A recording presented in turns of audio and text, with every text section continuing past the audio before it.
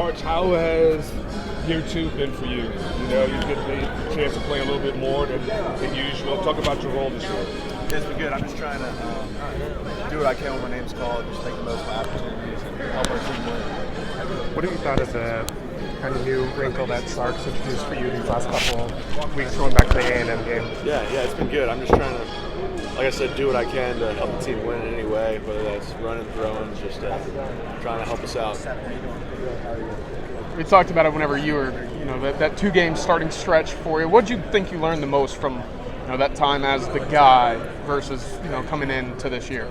Yeah, I learned that there's a lot of carryover from practice. So if I can get game-like reps in practice, it'll carry over. And it's football at the end of the day. I mean, there's a lot of people there, and there's a lot of, hype built around it. But at the end of the day, it's just playing a game. How do you think you've improved from year 1 to where you are now? I think I just more understanding of the offense and just, being more comfortable around the guys in the locker room and just playing ball. Who are some of those guys that you felt that connection with in the offensive room? Like receiver-wise, definitely I would say Ryan Wingo, DeAndre Moore, obviously Isaiah Bond's easy to throw to, Matt Golden, all those guys. And then the tight ends too have been great. So it's been a fun year and I'm excited to keep it going. What have you learned from Quinn in your 2 years with him? Really just what I've learned the most about Quinn is how he handles the media. He doesn't really let that get to him. I mean, he treats me the same. I know it's probably not easy for me being the back of everyone's trying to talk about it, but he doesn't let it bother him at all. And he's just one of the guys, one of my good friends. What do you think about Sam Leavitt's comments about saying he was going to be better than Quinn? Yeah, well, I mean, obviously they've had a good year, and I feel like as a quarterback, you always want to think you're the best. So I kind of understand where he's coming from, but Quinn's a dang good quarterback. So I'm just excited for the game, and excited to hopefully get a win. Talk about your patience. There's always people outside that always want to speculate, what is Arch going to do? He's going to stay around this and that. You seem to have a plan. You seem to be really patient about it. Can you talk about a little bit of that, what that is? Yeah. Well, I've always been taught just to work hard, put my head down, and wait for my opportunity. And I trust Coach Sark, and that's what I'm doing right now. I guess speaking of that, where have you felt your development the most this year? Is it just the patience side of it? Is it the mental side? Anything that you've tangibly seen improve this year? Yeah, probably the mental side and just not making everything bigger than it is. At the end of the day, it's just football. I mean, I played 2A high school football, and now you're playing in front of 100,000. So that was a little bit of a jump, but I think just realizing it's just ball at the end of the day. What about your 2 starts this year? What did you think about how you performed when you went back, looked at the film, and evaluated yourself? Yeah. I really don't think I played very well against ULM. I kind of forced throws down the field, and I think Mississippi State, I just took more completions, and I feel like I grew the next week, which is good. What do you think you learned in a short appearance? What do you think you learned in the Georgia game? I learned that Georgia's really good, but I learned, the speed was a little bit different from Georgia to ULM, but I learned that you got to go in there and just take completions and move the ball forward as best you can. In the places you get in it, was there an RPO factor there? Did you have the option to pass when you've gotten into these games, or was it pretty much strictly run all the way? Yeah, there have been some pass. You might have to ask Coach Stark about that. Arch, how have you liked just having kind of that run package, having a role? Yeah, just anything I can to get on the field and help the team win in any way, I'm happy with. I guess speaking of speed, what were you clocked at on that 75-yard touchdown run? I don't know. There's so much fake news out there. I have no idea. Well, that's why we're here. That's our sports science person. They don't do a whole lot on first and second down in the open field, which means that they're going to be good at what they do because they're going to know their assignment really well because that's what they do. And then on third down, I think they do a really good job of showing pressure and then dropping out, and then showing pressure and coming, and then not showing pressure and then coming. I think they just have a really good mixture of blitz packages and third down packages, but I think they just have a really good consistency throughout their entire defense.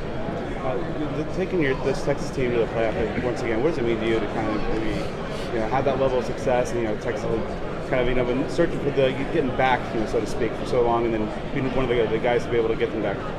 Yeah, it's special, but it's this entire team and the amount of work that we've all put in together through wintertime, spring ball, summer workouts, fall camp. It's all the work that we put in that's what got us to where we are right now, and just super proud of the maturity of this entire team. Of course, Sam Leavitt mentioned that he's coming into this game trying to prove that he's the best quarterback. What does it mean to be a quarterback? Does he take that personally, or is that just part of that kind of the competitive fire nature of the position? Yeah, I mean, just again, I've got to watch them play a couple times this year, and obviously throughout the film, and they've had a great year. And he's a great player for sure. But I'm just trying to focus on what I need to do to put my team and our players in the best position to make plays and ultimately, win the game. Thank you. Yeah, take it easy. How fun has this year been for you? It's been a lot of fun. There's a lot of ups and downs, but that's part of life, and that's how it goes. But that just makes it so much more rewarding whenever good things do happen to you. Yeah. And I guess coming back to Atlanta, was there anything that you've learned from the first trip for the SEC championship game that, I don't know, you played a lot of football that maybe you didn't know beforehand? Yeah, well, I mean, you can't really teach or coach experience, and the more that we play, the more experience that we get. So I guess I'm bringing a little bit more experience like the whole team is. So sure. I guess I got to ask you about Isaiah Bond. When he's in the lineup, how does that change the complexion of the Texas offense? Yeah, well, I think just his amount of big playability, the amount of big plays that can be made whenever he's on the field definitely goes up for sure. And his speed, he's just such a hard guy to cover. Whenever you bring him on the field, it's not like you can double cover him either, because we got other guys on the outside and on the interior that are just as hard to cover. I guess talking about the other guys, we know Wingo, we know more. Is there anybody under the radar, maybe some of the younger cats that folks aren't aware of that will be Longhorns for the next couple of years? Yeah, well, I think number one, all those guys are more than capable in that room to make plays. Sure. But I think they do a really good job of pushing each other and competing against each other, because they all have the ultimate goal of scoring touchdowns in every single game that we play. But that's just not a reality. And I just think they do a really wonderful job of pushing each other. I think there's a really good culture building in that room. I know you get asked a lot about Arch. I'm not going to ask you this time, but I will ask you about Trey Owens. What have you seen from him in year one as he's kind of learned the ropes of college ball and developed each week? Yeah, it's difficult in year one, especially within this offense, and just the amount of plays and schemes that we have. And I think he's a really smart kid, and I think he understands why certain plays are getting called and for what moments. And I think that he has a good chance of being pretty successful here. Sam, you said that you landed in terms of preparation for a bowl game versus this football on the field last night. How did you balance that in the next 48 hours? Yeah, I mean, it's definitely a tricky, way to go about things, because you get so wrapped up in the moment. You got to enjoy the fame and the glory for a little bit, just soak it all in and stuff like that, and then get back to work and just do your normal routine that you do every single week. So get your same hours of film in, same hours of stretching, whatever icing you do, or recovery, or massage, or anything you do with that. So I have such a plan. I've had the same process for the last 20 weeks.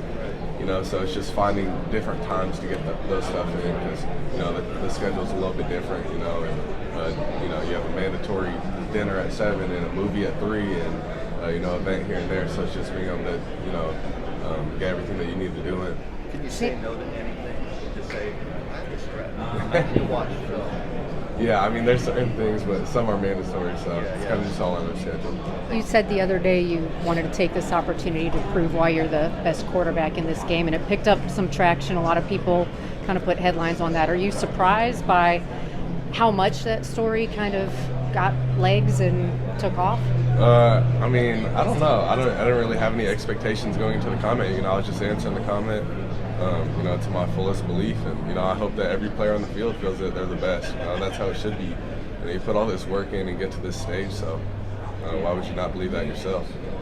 Were you getting notifications about how the story was kind of blowing up? Yeah, I turn off my notifications always, so I don't really have them on during the season and stuff like that. But when I open up the app, I see it blow up a little bit, which is cool. Get my name out on the stage a little bit more. So you were okay with that? Yeah. I didn't mind. Why? It's just I don't feel like publicity is bad, especially if you're not saying anything. And just being able to put that on the stage. And Quinn Ewers is such a a big time name in college football. So now that's going to be a big talk on the show, and now you get to go into the game, and people are going to be watching for stuff like that. So it's just an opportunity for me to go prove myself. Does that put more pressure on you since you already put it out there? No, I mean, it doesn't change anything for me. I'm just going in to win the game. I don't care about what people think. I just like to say what I believe. Do you still feel like that you guys have kind of been overlooked a little bit, despite the fact that you guys probably have? Yeah, you're just saying with the point differential? Yeah, no, just nationally, in the playoff and in this matchup and all that. Yeah, I understand it because you look at a season like last year, and the majority of predictions going into the next season are predicated on that. I wasn't a big name going into this year, and Scat blew up majority this year, and Coach Dillingham's second year, so it's not like people were projecting us to go crazy. So when we're constantly keep proving ourselves, it's not like they're just going to jump to the top and say, oh, they're one of the best in the nation. It's going to be like, wow, they just barely won this game, and then it just keeps progressing from there and there. So, I understand it, but, I do feel like we're getting overlooked always. But, it's something that we carry as a chip on our shoulder as a team, and it's kind of our identity. Sam, what is about the Texas defense that kind of stands out to you, and what have you seen on film so far? Yeah, I mean, they're where they're going to be. They're really smart players. They're aggressive driving the ball in the secondary, really big up front. And they're sound. They're not playing too many coverages, showing too many fronts and everything like that. So we've seen some pretty exotic stuff this year.